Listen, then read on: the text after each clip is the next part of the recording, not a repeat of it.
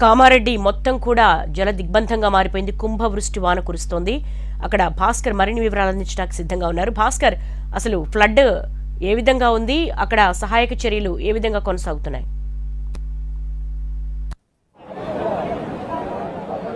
దేవి, కామారెడ్డి జిల్లా పైన ఒక జల ఖడ్గం అని చెప్పవచ్చు. ఒక మాట చెప్పాలంటే ఇది మాటల కందని రీతిలో ఉంది. ఈ జల విలయం అనేది మనం విజువల్లో గమనిస్తా ఉన్నాం. మనం ప్రస్తుతం మాచారెడ్డి బ్రిడ్జి వద్ద ఉన్నాం.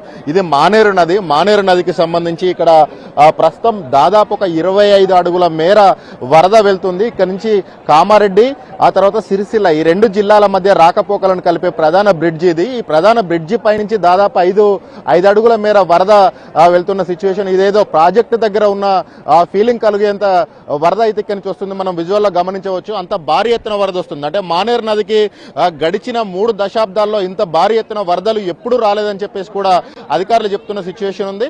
ఎగువన కామారెడ్డి జిల్లాలో నిన్న అర్ధరాత్రి నుంచి ఒక భారీ ఎత్తున వర్షాలు అయితే కురుస్తా ఉన్నాయి. నిన్న అర్ధరాత్రి నుంచి కామారెడ్డి పట్టణంతో పాటు కామారెడ్డి, రాజంపేట మండలం, తర్వాత ఇటు దోమకొండ మండలం, ఇటు బిక్కనూరు, అటు ఎగువన ఉన్న మండలాలు, ఈ సదాశివనగర్, ఈ ప్రాంతాల్లో కురుస్తున్న వర్షాలకైతే ఈ మానేరు నదికి ఒక పరవళ్ళు తొక్కుతా ఉన్న పరిస్థితి కనబడుతుంది. మనం విజువల్లో చూడొచ్చు.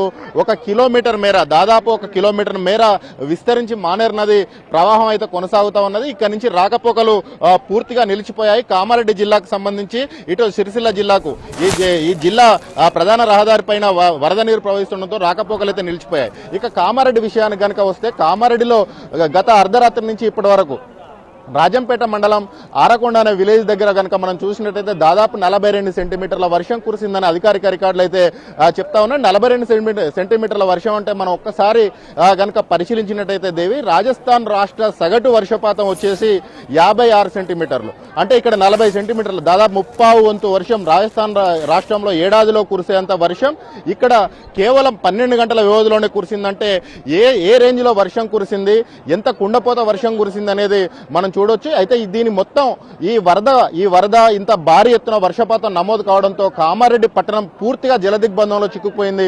అటు హైదరాబాద్ నుంచి రాకపోకలు, ఇటు నిజామాబాద్ నుంచి రాకపోకలు, జాతీయ రహదారి పైన కూడా నీళ్లు ప్రవహిస్తున్నాయంటే ఏ రేంజ్ లో వర్షం అయితే కురిసిందో మనం అర్థం చేసుకోవచ్చు. కామారెడ్డి పట్టణంలోని పలు కాలనీలు కంప్లీట్ గా జలదిగ్బంధంలో చిక్కుపోయాయి. ఫస్ట్ ఫ్లోర్ వరకు కూడా నీళ్లు వచ్చి వాళ్ళు అసలు ఆహార పదార్థాలు కానీ, పాలు కానీ, మంచినీళ్ళు కానీ అందక పలు కాలనీ వాసులు ఇబ్బందులు పడతా ఉన్నారు. సెల్ ఫోన్లలో ఛార్జింగ్ లేదు. ఆ తర్వాత విద్యుత్ సరఫరా అనేది కంప్లీట్ గా నిలిచిపోయింది.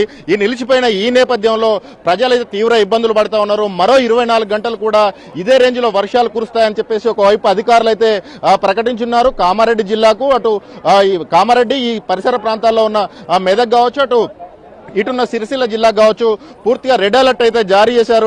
రెడ్ అలర్ట్ అంటే దాదాపు 30 సెంటీమీటర్ల వర్షం కురుస్తుందని చెప్పేసి ఒక అంచనా.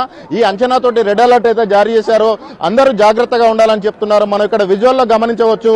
ఇక్కడ ప్రజలు పెద్ద ఎత్తున ఈ కామారెడ్డి వైపు వెళ్లే ప్రజలంతా ఇక్కడ వేచి చూస్తున్న పరిస్థితి ఉన్నది. ఇక్కడ వాహనాలు అక్కడే నిలిచిపోయాయి. బ్రిడ్జ్ అవతల వైపు ఉన్న వాహనాలు అక్కడే నిలిచిపోయాయి. ఇక్కడున్న వాహనాలు ఇక్కడే నిలిచిపోయాయి. ఇంతకు ముందు అయితే ఇక్కడ నుంచి వరద లేదు. ఇప్పుడే ఇది క్రమంగా పెరుగుతున్నది. అంటే మానేరు నదికి దాదాపు 1,00,000 క్యూసెక్ల మేర వరద వస్తుందని అయితే అధికారులు అంచనా వేశారు. ప్రస్తుతం ఒక 80,000 క్యూసెక్ల వరకు వరద వస్తుంది. మానేరు నదికి అప్పర్ మానేరు ప్రాంతంలో నర్మల ప్రాజెక్ట్ అంటారు. ఈ నర్మల ప్రాజెక్టు ప్రాంతంలో ఇంత భారీ ఎత్తున వరద రావడం గత 3 దశాబ్దాల్లో ఇదే తొలిసారని చెప్తా ఉన్నారు దేవి. మొత్తం కామారెడ్డి జిల్లాకు సంబంధించి కనుక మనం అటువైపున్న సిచ్యువేషన్ కనుక మనం పరిశీలించినట్టయితే ఈ ఎగువన ఉన్న రాజంపేట మండలం అయితే కంప్లీట్ గా వాళ్ళు ఇప్పటి వరకు ఎప్పుడు మేము ఇంత భారీ ఎత్తున వర్షాలు చూడలేదు. ఈ వర్షాల వల్ల ఇంత వర్షాలు మేము